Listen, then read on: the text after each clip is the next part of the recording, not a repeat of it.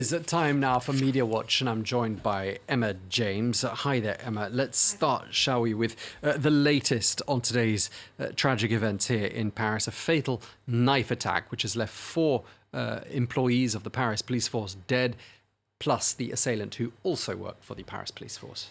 Yes, once again, Paris embroiled in tragedy. The motives for this not yet clear, but being reported very widely. The details of this attack.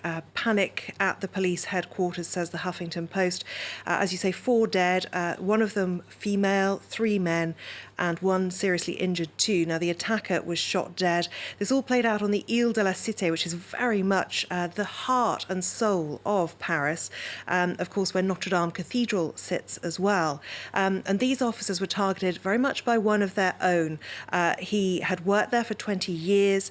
He was then shot dead by another officer who was actually on a break at the time. Now, one of the people to give their messages of condolences, Anne Hidalgo, the Parisian mayor, she says, Paris is mourning its own after this appalling attack. In my name and that of Parisians, my first thoughts go to the families of the victims and their relatives. Many others, though, saying that they want answers about who it was who carried out this attack and why.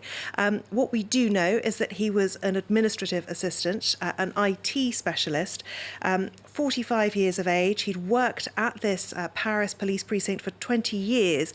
And according to a union spokesperson who has given a number of interviews, Loïc Travers, he had never posed any kind of problem or raised any kind of red flags. So as I say, the motive definitely unclear, a murder investigation underway.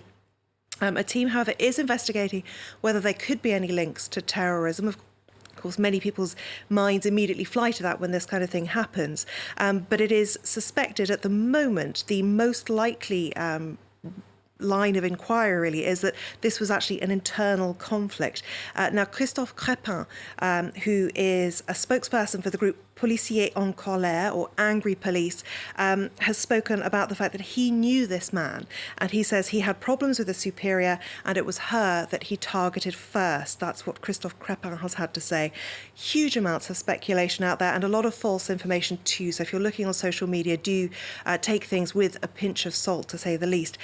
This gentleman, among many, assuming that it was a terror attack, accusing the media of keeping it quiet, not wanting to reveal the man's motives. Figaro also stoking the flames a little bit by talking about the fact that he was supposedly a recent convert to Islam, but that hasn't yet been confirmed by the authorities. Unsurprisingly, the far-right leader of the National Rally Party, Marine Le Pen, has tweeted on this subject, calling for the government to be immediately transparent about the killer and his motivation. Christophe Castaner, who is the Interior Minister, though, has tweeted simply this: the tragedy touches us all. His thoughts are with the families and relatives, but also with our security forces, whose feelings and sadness he shares. He says the Ministry of the Interior is in mourning. And it is interesting to note that these killings come just a day after the police actually walked out on strike, the first time they've done that for 20 years here. And they've been protesting the unbearable pressures that they say they're under, the lack of funding, the lack of equipment, and also a rise in suicides, 51 so far this year. One of the interviewees in this piece, a forensics officer, says, every day I give service to society, but society doesn't return it to me. Today's events really highlighting the risks and sacrifices faced by police officers here in France. A very sad day indeed, and as you say, the authorities urging people not to jump to conclusions. Let's move to the other side of the Atlantic, to another story you've picked out for us. The US President Donald Trump lashing out at people involved in that impeachment inquiry against him. What sort of an impact is all of this having on support levels for President Trump, Emma? Well, it's interesting to look at this one because it does seem to be a bit of a double-edged sword. Those deepest in the corner of the president are rallying around him, but others who perhaps are there to be swayed are backing off a little bit. Politico reports it this way. They say it's damaging his congressional firewall. Basically, the voters who are most critical for him to be able to win in 2020 are the ones who are perhaps taking a few steps away from him. They talk about white women in particular because it was they who helped him claim power in 2016. his standing with them has fallen, and now it is tumbling.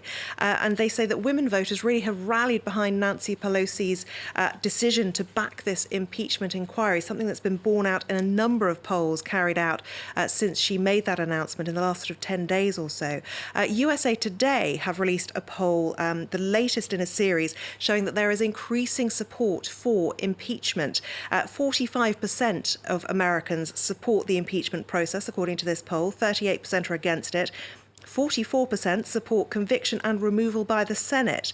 But perhaps the most interesting figures involve whether or not he actually abused power. Now, the majority of Americans, 52%, according to this poll, think that he, by asking Ukraine to investigate Joe Biden and his son, is an abuse of power. And even among Republicans, 30% agree with that. It's interesting to note, though, that Donald Trump certainly has plenty of supporters when it comes to his finances, because they seem to be actually galvanized by the fact that they see their man as being under attack. He has raised $125 million in the third quarter of 2019, and that is thought to be, at least in part, down to the fact that he is so beleaguered right now.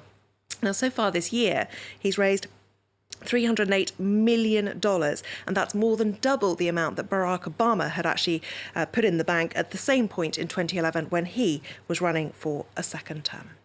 All right, well, thank you very much indeed for that analysis. That edition of Media Watch. Emma James, thank you very much indeed.